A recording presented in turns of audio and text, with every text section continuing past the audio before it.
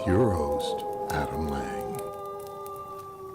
Hi, and welcome to our podcast, North of the 49th Parallel, a podcast that discusses matters, issues, and topics north of the 49th Parallel.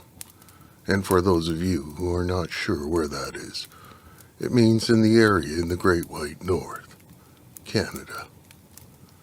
North of the 49th Parallel does not try to convey nor side with any opinion on those topics being discussed.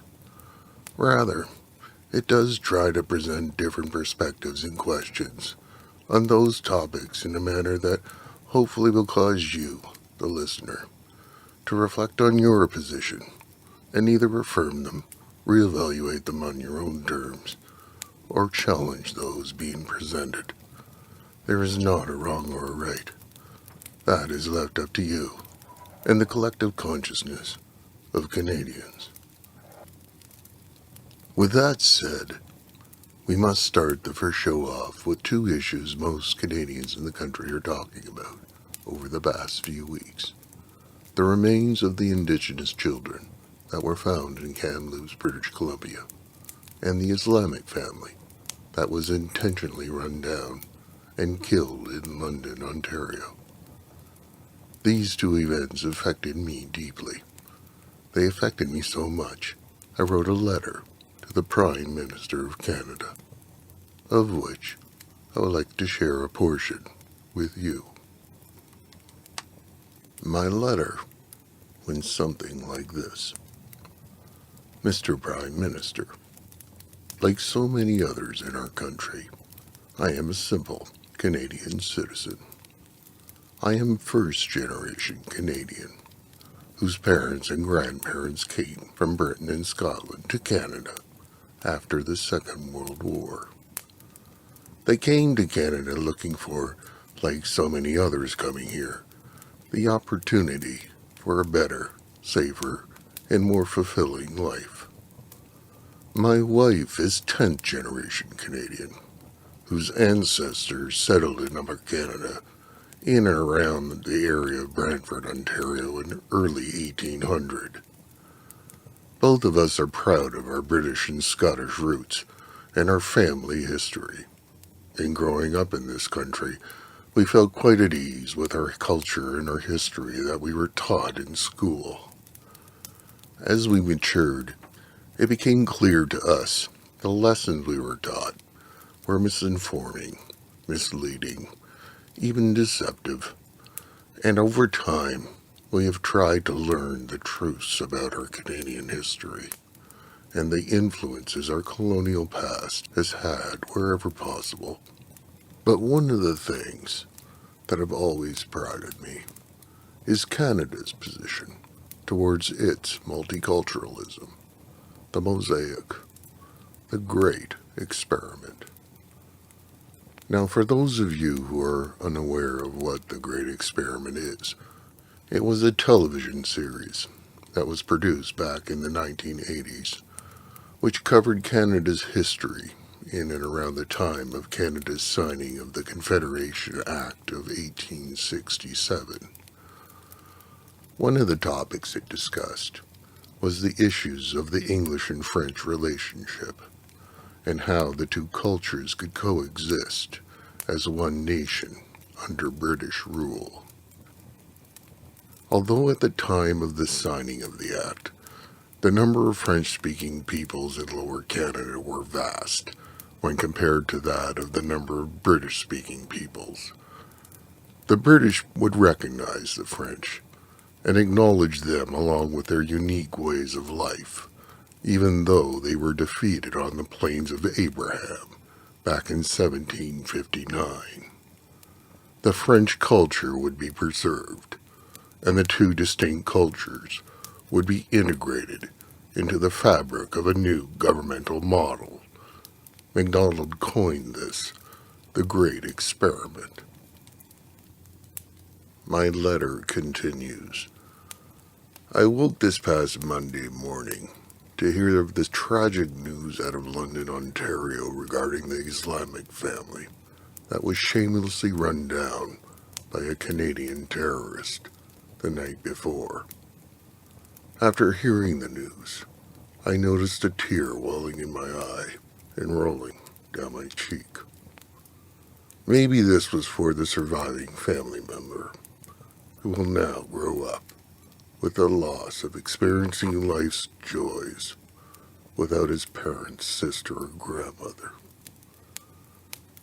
Maybe it was for the loss of the 215 indigenous children whose remains were found in Kamloops, and the many other indigenous children who still remain unaccounted for. Maybe it was for the injustices and inequalities towards minorities and the people of the LGBTQ+ communities. Or maybe it was for the loss of my understanding of what I always thought Canada represented. The two events in Kamloops and London, as well as those in Montreal and Edmonton, although incredibly tragic and horrific acts against any human being, I believe point to a more fundamental problem in question. What is our identity as a country? What and who are we? And what do we represent?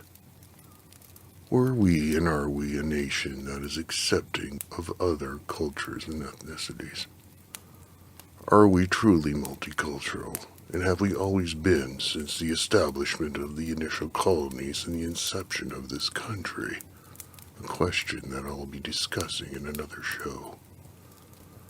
Or are we a nation rooted in self-preserving colonialism, whose culture should be protected and placed on a podium, where the ties back to our colonial roots are etched on historic parchment? We cannot say we are multicultural, yet then say, but my culture is more important than yours. Which one is it? We must make a choice and decide which path we are going to take. I do know one path will lead us to the mosaic landscape Canada claims to have always had. Another will likely lead us to that which is something like our cousin south of the 49th, a melting pot. And did the great experiment conclude at the signing of the Confederation Act of 1867, or has the experiment grown? Here I'm going to chime in and give you my opinion and say yes, I think it has grown. In fact, I would even go as far as to say, I would think it has grown without our knowing. Those who come to this country look to Canada for its opening arms, its welcoming embrace. Before coming, they see Canada as a multicultural nation, willing to welcome them, to recognize them, and allow them to live their lives and practice their faith, provided they do so within the confines of the laws of the land. In turn, they think they'll be given the respects of their culture, the same opportunities, the same support, and sense of safety and protection that all Canadians before them were afforded. But is that what we truly provide these newcomers? Is that what we truly accept? Without prejudice, without passing judgment, without feeling threatened? With the same sense of compromise and willingness that was shown between the English and the French peoples back in 1759, and then again in 1867. And is that what these newcomers truly get? Should the founding cultures of Canada take one step to the side and share the podium with those new cultures arriving on its shores? Can they allow these cultures to be equally recognized?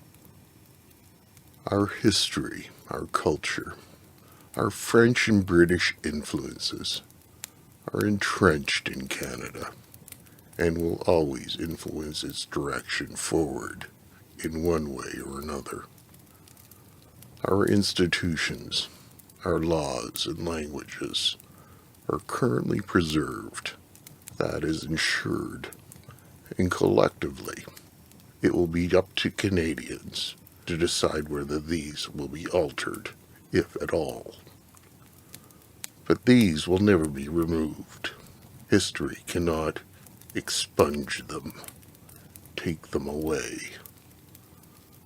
Are we Canadians willing to allow other cultures to add to this history, this Canadian culture? I think we need to look more broadly at what was intended when this great experiment was conceived and left in our laps to figure out. I would love to hear your thoughts, opinions, or ideas. Send them to me at langnorthofthe49th@gmail.com. That's Lang, Lang, north of the 49th @gmail.com. Or follow us on Facebook, north of the 49th Parallel. And remember, I may not agree with you, and you might not agree with me. We might be angry at each other. We might even hate what each of us represent. But neither of us are going away. So we must try to make an attempt to understand and talk to each other. And at the very least, be better informed. Thanks for listening.